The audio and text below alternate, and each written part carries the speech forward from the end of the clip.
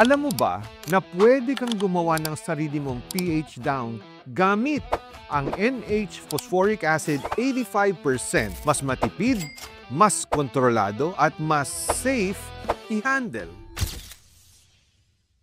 Bago tayo magsimula, tandaan, laging mag-gloves upang maiwasan ang pagdikit ng asido sa balat. Magsuot ng safety goggles, hairnet at face mask para protektado ang ating buong muka sa anumang talsik. At ang pinaka-importanting tandaan, laging tubig muna bago asido.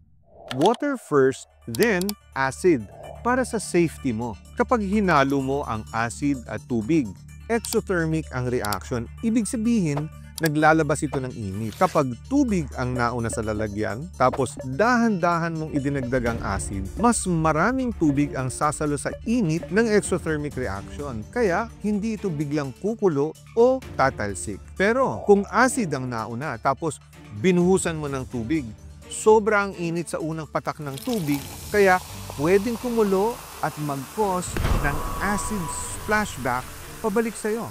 Para gumawa ng 1 litro ng diluted pH down phosphorus base, unang, maghanda ng malinis na 1 litro na bote na may secured na takip. Pangalawa, sukatin ang 880 ml na tubig at ilagay sa bote.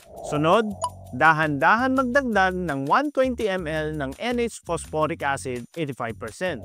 At panghuli, isara ang bote at i-shake ito ng mabuti. Yan ang iyong pH down, phosphorus-based diluted. Mas safe i-handle, mas kontrolado ang pagbaba ng pH. Nathan, Yes, Chris. pwede bang gamitin ang 85% phosphoric acid diretso sa reservoir? Oo, pwedeng-pwede naman.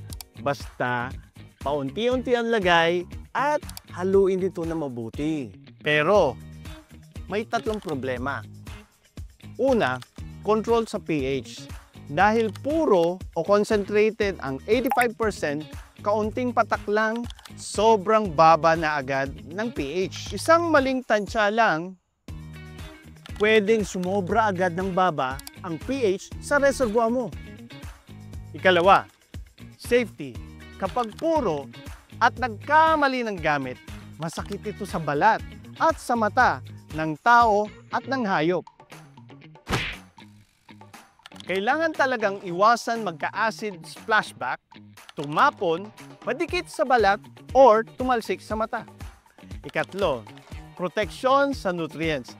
Kapag sobrang tapang ang iniligay mong acid diretso sa reservoir, pwedeng mamuo ang ibang nutrients, lalo na ang calcium at ang phosphorus.